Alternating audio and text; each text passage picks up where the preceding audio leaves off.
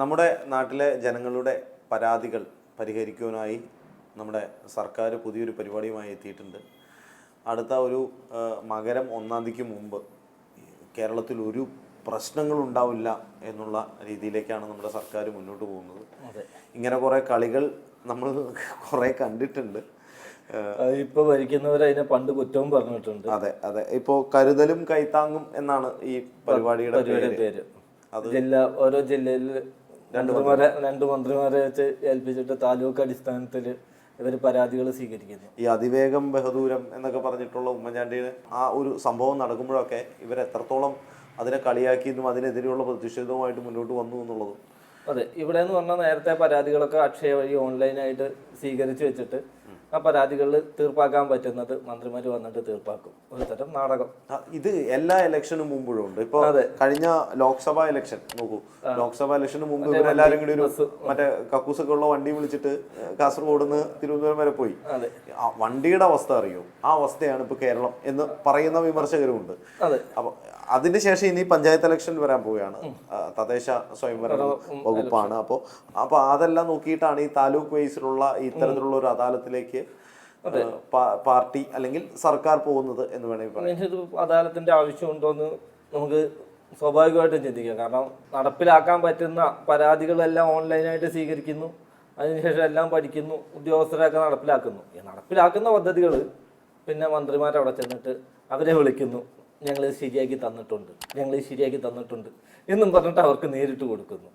ശരിയാക്കാൻ പറ്റുന്ന പദ്ധതിയാണെങ്കിൽ അതങ്ങ് നേരിട്ടങ്ങ് ശരിയാക്കിയാൽ പോരെ, ഓൺലൈനിൽ ശരിയാക്കിയാൽ പോരെ. മന്ത്രി വന്നിട്ട് ഇത് ഞങ്ങൾ ശരിയാക്കി എന്ന് പറയേണ്ട കാര്യമില്ലല്ലോ. എല്ലാ ജില്ലകളിലും 2 മന്ത്രിമാർ വെച്ചാണ്. അതെ, ഓരോ താലൂക്കിൽ ഓരോ ദിവസം വെച്ചിട്ട് 13-ാം തീയതി ഡിസംബർ 29 ജനുവരി 13 വരെ ഒരു പരിപാടി. ഉമ്മൻചാണ്ടിയുടെ പല പദ്ധതികളും ഇവിടെ വിമാനം ഇറങ്ങിയ പരിപാടി. അതെ അല്ലേ, കൊല്ലത്ത് അന്ന് എന്തായിരുന്നു അവസ്ഥ? ഉമ്മൻചാണ്ടിയുടെ കാലഘട്ടത്തിൽ തന്നെ വരാവുന്ന ഒരു പദ്ധതിയാണ് സീ പ്ലെയിൻ. മത്സ്യങ്ങൾ ചത്തുപോകുന്നു എന്നുള്ളതാണ് പറഞ്ഞത്. അപ്പോൾ എനിക്ക് പറയാനുള്ളതിനെ കുറിച്ച് നമ്മൾ നോക്കുമ്പോൾ നമ്മളൊക്കെ പറയുന്ന പുതുമൊഴിയാണ്. അവനിടുമ്പോൾ അണ്ടർവെയർ, ഞാനിടുമ്പോൾ ബെർമുഡ എന്ന് പറയുന്ന ഒരു രീതിയിലാണ് മൊത്തത്തിൽ കേന്ദ്രത്തിന്റെ ചില രീതികൾ കോപ്പിയടിക്കുക. മുൻകാല ഭരണങ്ങൾ കണ്ടിട്ട് അതുപോലെ തന്നെ അന്ന് എതിർത്ത കാര്യങ്ങൾ പോലും ഇന്നത് ആ രീതിയിലൂടെ ഭരണം മുന്നോട്ട് കൊണ്ടുപോകുക എന്നുള്ള രീതിയിലേക്കാണ് പോകുന്നത്. ഇത് ജനങ്ങൾക്ക് മനസ്സിലായി തുടങ്ങി. പണ്ട് ഇവർ ഏറ്റവും വലിയ എതിർത്ത് ഒരു കാര്യമായിരുന്നു വിദേശ യൂണിവേഴ്സിറ്റികൾ കേരളത്തിലോട്ട് വരുന്നു എന്ന് പറഞ്ഞപ്പോൾ അതിനെയൊക്കെ എതിർത്തു. ഇപ്പോൾ വിദേശ യൂണിവേഴ്സിറ്റികളെ കൊണ്ടുവരാൻ ശ്രമിച്ചുകൊണ്ടിരിക്കുന്നു. അങ്ങനെ എന്തൊക്കെ എതിർത്തിട്ടുണ്ടോ അതിനൊക്കെ ഇപ്പൊ അനുകൂലിക്കുകയാണ് ഭരണത്തിരിക്കുമ്പോൾ. നാളെ ഭരണം മാറിയാൽ എന്താവും എന്നുള്ളത് നമ്മൾ കണ്ടറിയേണ്ടി വരും. ഇവർ കൊണ്ടുവന്നതിനെ ചെന്ന് ചിലപ്പോൾ ഇവർ എതിർക്കുന്നതും കാണേണ്ടി വരും. ഈ അദാലത്തിനെ കുറിച്ച് പറയുമ്പോൾ ഇതിൽ പറ്റില്ലാത്ത കാര്യങ്ങളായിട്ട് എഴുതി വെച്ചിട്ടുണ്ട് കുറേ കാര്യങ്ങൾ. അതൊന്ന് പരിശോധിച്ച് കഴിഞ്ഞാൽ ഭയങ്കര കോമഡിയാണ്. എന്ന് വെച്ചാൽ ഇത് ചെയ്യുന്ന കാര്യങ്ങളും ചെയ്യാൻ പറ്റാത്ത കാര്യങ്ങളും പരിഗണിക്കാത്ത കാര്യങ്ങൾ ഉൾപ്പെടുന്ന കാര്യങ്ങളുണ്ട് കുറെ അല്ലേ. അതെ, വായ്പ എഴുതി തള്ളല്. അത് വായ്പ നമ്മൾ അടച്ചോണം, അതിന്റെ പലിശ അടച്ചോണം. അല്ല, Kerala bank, urban bank, society, ഇവിടെയൊക്കെ ഉള്ള അഴിമതി ആരോപണങ്ങളൊക്കെ നമ്മൾ വാർത്തയിൽ കണ്ടത് തെറ്റാണെന്ന് കരുതുകയും വേണം. പക്ഷെ അതിൽ നിന്ന് നമ്മൾ എടുത്ത സാധാരണക്കാരൻ, പാവപ്പെട്ടവൻ, 10 പൈസ ഇല്ലാത്തവൻ അതിൻ്റെ അകത്തുനിന്ന് കുട്ടികളും സ്ത്രീകളും ഒക്കെ വീട്ടിലുണ്ടെങ്കിൽ പോലും അവരെ പുറത്തിറക്കി വിട്ടിട്ട് സീൽ ചെയ്യാവുന്ന ജപ്തി നടപടികളൊക്കെ നമ്മൾ സഹിച്ചോണം. അതൊന്നും എഴുതി തള്ളാനുള്ള യാതൊരു പരിഗണനയും ഈ സർക്കാരിൽ നിന്നും ലഭിക്കില്ല എന്നുള്ളതാണ് ഒരു കാര്യം. ഈ അദാലത്തിൽ അങ്ങനത്തെ പരാതി കൊണ്ടുവരണ്ട. പിന്നുള്ളത് മുഖ്യമന്ത്രിയുടെ ചികിത്സാ സഹായം, ദുരിതാശ്വാസ നിധി, ഇങ്ങനത്തെ പരാതി ഒന്നും ആരും ഇവിടെ എടുക്കില്ല. ഒരുപാട് പേർക്ക് ഉപകാരമായിരുന്ന ഒരു ഇതായിരുന്നു മുമ്പ് ഉമ്മൻചാണ്ടിയുടെ കാലത്തുള്ള കാരുണ്യ പദ്ധതി ഉൾപ്പെടെയുള്ള കാര്യങ്ങൾ. ചികിത്സാ സഹായങ്ങൾ നേരിട്ട് കൊടുത്തിട്ടുണ്ട്. ഇനിയുള്ള ചികിത്സാ സഹായം ഒന്നും ഈ പരിപാടിയുടെ പേരിൽ ആരും അങ്ങോട്ട് വരണ്ട. പിന്നെ ഇതിൽ അവസാനിപ്പിക്കണം ദുരിതാശ്വാസമായിട്ട് ബന്ധപ്പെട്ട പരിഗണിക്കുന്ന പദ്ധതികൾ. അതെ, അപ്പോൾ അതൊന്നും വേണ്ട. കാരണം അതൊക്കെ ചെയ്യാനുള്ള ആർജവമുള്ള സർക്കാരാണ് എന്നുള്ളതാണ് ഇവർ പറയുന്നത്.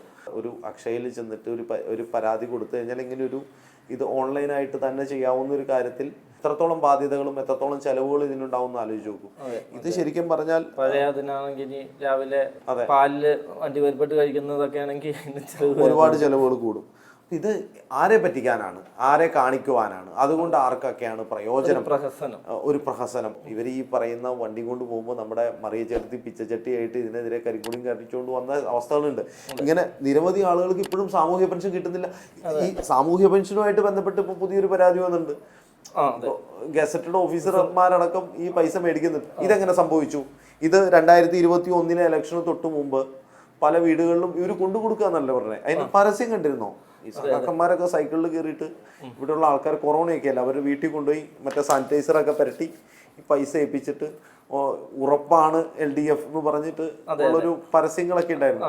ഈ ഒരു ഉറപ്പില് ഉള്ള ഉറപ്പ് കൃത്യമായിട്ട് തന്നെ ജനങ്ങൾക്ക് മനസ്സിലായി എന്നുള്ളതാണ് ഇപ്പോൾ. അതുകൊണ്ട് തന്നെ ഇനി പഞ്ചായത്ത് ഇലക്ഷൻ വരുമ്പോഴും ഈ ഉറപ്പൊന്നും കൂടെ ഉറപ്പിക്കാൻ വേണ്ടിയാവും. അതെ, ഇതിന് ഏറ്റവും കൂടുതൽ ചീത്തക്കുന്നത് പഞ്ചായത്ത് മെമ്പർമാരായിട്ടുള്ള പാവം താഴെക്കടയിലുള്ള നേതാക്കന്മാരായിരിക്കും ഇതിനെ കുറിച്ചിട്ടുള്ള ചീത്തകളും ആൾക്കാരുടെ ബഹളങ്ങളും ഒക്കെ കേൾക്കുന്നത്.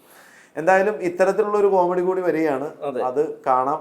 മകരവിളക്കിന് മുമ്പ് നമുക്ക് കേരളത്തിലെ പ്രശ്നങ്ങളെല്ലാം പരിഹരിക്കപ്പെടും എന്ന് പ്രതീക്ഷിക്കാം. മറ്റൊരു വിഷയമായി വീണ്ടും കാണാം. നന്ദി, നമസ്കാരം.